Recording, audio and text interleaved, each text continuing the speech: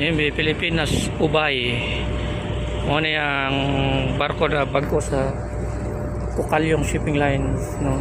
Ang Pilipinas, Ubay. Nindot kasi ang purma, no? Nindot kasi ang purma na barko. So, biyahe ni Ubay, Bohol. No? So, shout out rin sa mga crew. Kaning barko sa MB Pilipinas, Ubay. So, napasla rescue boat, no? Dito mga inflatable life raft 4 pieces. So manilang karga mga container,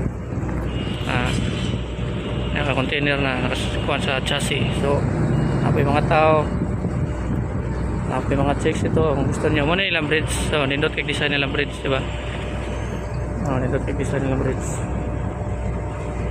sa MB Kukalyong, sa Kukalyong Shipping Lines, no? So napay mga tao dito nagbantay duty ang gwardiya. Muna diri ang pero no, MB Pilipinas, Ubay. So muna ilang disenyo. So nindot kayo lang disenyo silang bridge, no? Ilang mga accommodation, no? So MB Pilipinas, Ubay. So doon na biyahe, pila na ka oras ang biyahe na sa Ubay Bohol. So minsan ito yung mga nakasakay dali o mga crew. So nindot kayo nagpurma ilang barko, no? Nindot ilang barko, Japan yata ni MB Pilipinas, Ubay.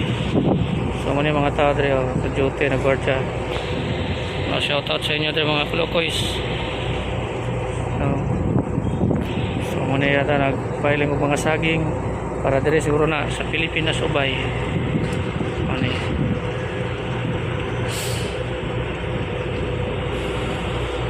Shout out sa tanan Pilipinas, Ubay.